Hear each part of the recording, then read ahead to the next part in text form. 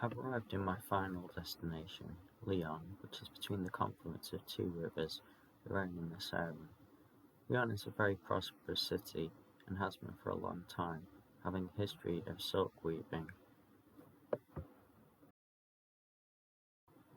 Lyon is famous as France's gastronomic capital, with lots of little restaurants on these side streets, and I had a fantastic hot dog in one of them. Lyon's model of civilization began when the Romans conquered the Celts and made this city, which is now known as Lugdunum, as their capital in Gaul. This amphitheatre, known as the Amphitheatre of the Three Gauls, was where 60 tribes from all over the three provinces of Gaul would have to gather and swear their fealty to the emperor. It was also the site of games, and several Christians were martyred here.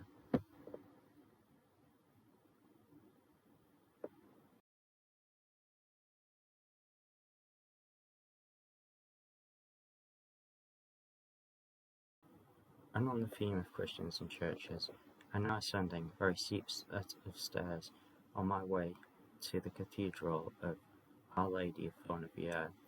This was built between 1870 and 1896, so it's a relatively new building.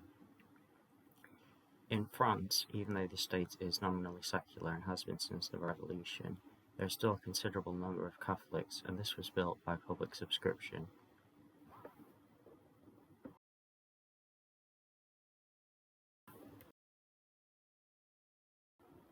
Despite it being a relatively modern cathedral, the style it's in, a mixture of Romanesque and Byzantine, is very old.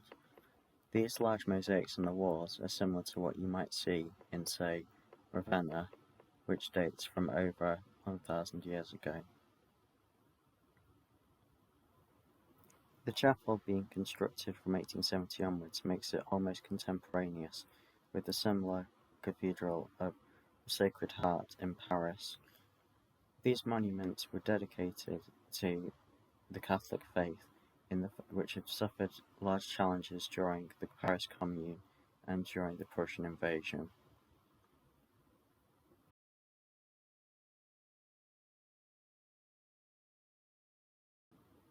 From the outside of the city, you have a fantastic panorama over the whole of Lyon. You can see the rivers and also in the distance skyscrapers from the modern business district. It's now time to bid farewell to the cathedral and head even deeper back into the city's history.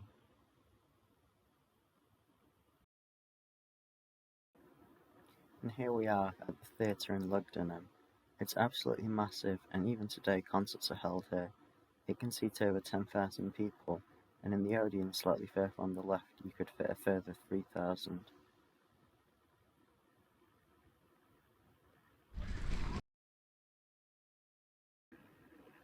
This theatre is of course Roman, and during Roman times, Lugdunum, or what is now Lyon, was an extremely prosperous city and also populous. It is reckoned that there were up to 400,000 people in it at its height. Part of the reason it was so prosperous was its location at the confluence of the two rivers, the Rhone and the Saône, which made it a major point for goods coming into Roman Gaul from the Mediterranean.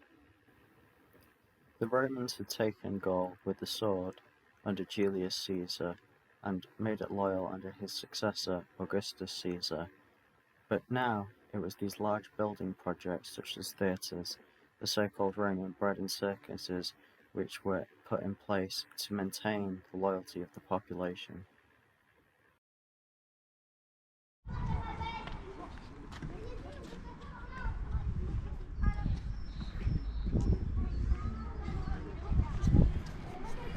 This is the Odeon, which was a little theatre.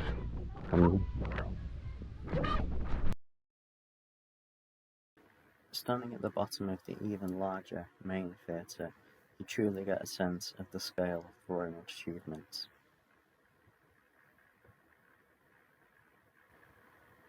The Gallo-Roman Museum, next to the theatre, tells the story of the city from before Roman times to the end of the Roman times. This piece is from the Celtic period, showing evidence of metalwork. It was designed as transport treasures.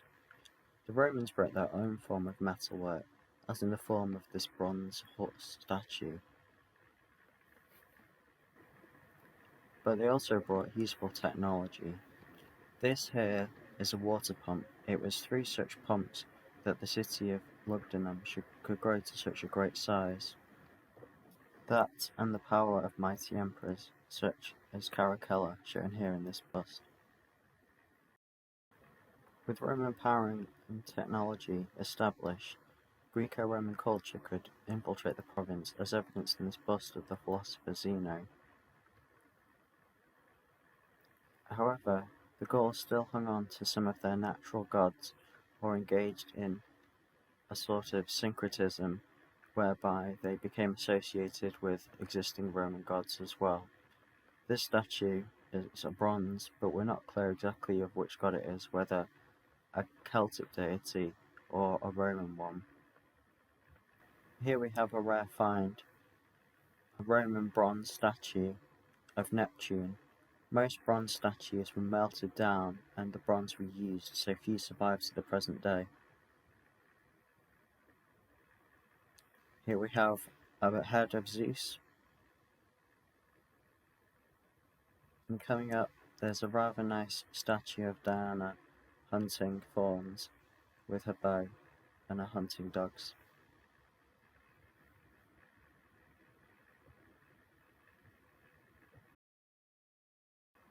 For the rich in Roman Gaul, wealth was often demonstrated through elaborate villas which had large mosaic floors such as this one. The size of it is truly astounding.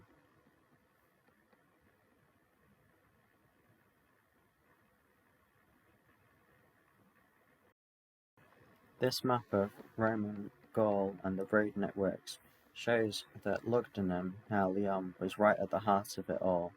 This was because the Mediterranean trading system was more important in the Roman era than the North Sea trading system, which became more prominent during the Viking eras. I've mentioned the importance of the theatre to the Romans, but chariot races were also a very popular form of entertainment, making their way into mosaics and onto pottery used by relatively common people.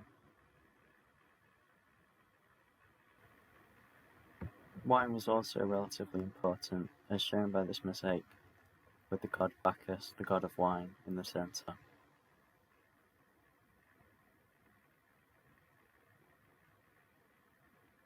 The museum itself is very well built, and you can look out onto the theatre from inside it. Here we have some Roman jewellery, including some signature rings. And here we have some Roman funerary monuments. They do look quite disturbing, I've got to admit. Finally, down here we have some simpler Christian gravestones. As most people are probably aware, the Roman Empire became officially Christian towards the end of its existence. Christian culture meant that mosaics such as this one, which depict a drunken Hercules in the highly ornate style, were no longer considered as appropriate. Pagan Rome, which had placed so much emphasis upon the human form and athleticism, as well as the figure of the emperors, such as Augustus, depicted here, who were elevated to the status of the gods, was being superseded by a new religion and a new age for Europe. Within this new Europe, there was no place for Christians to be thrown to the lions, or for gladiator fights, where people would try to stab each other to death with swords for public entertainment.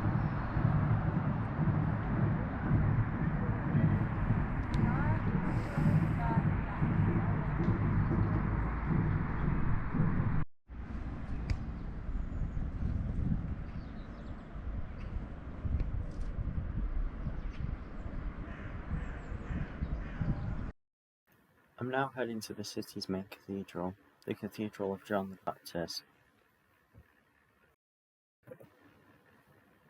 Construction took place over 3 centuries, From 1175 to nearly 1500, the cathedral has been extensively damaged during both the French Revolution, some religious wars, and even by the Nazis. So what you see before you here in the main bit is largely reconstructed, including some of the stained glass which has been redone.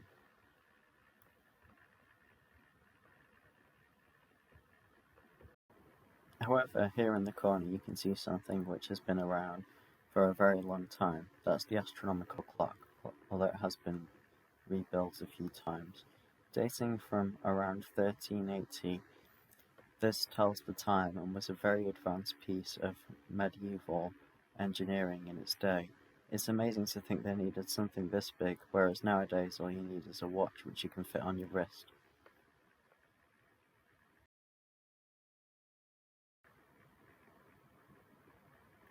Over the years since the fall of Roman Lugdunum, the church became incredibly wealthy, which was a target for popular anger on many occasions. You'll see some of this wealth in the trappings of the cathedral. It's incredible the details in this ornate column with such fantastic inlaid stonework. The Catholic Church was also heavily tied to the Bourbon dynasty that ruled France, and this, the Bourbon Chapel, which is largely original, shows exquisite Gothic carvings which must have cost an absolute fortune when many people could barely afford to eat. The priests were dressed in gold robes of the finest silks, and you can imagine how this would stir people to anger. It's not really surprising, therefore, that the Bourbons ended on the sharp end of the guillotine. It's all a far cry from the early Christians of Lyon who met in this humble building you can see on the ground on the left before you.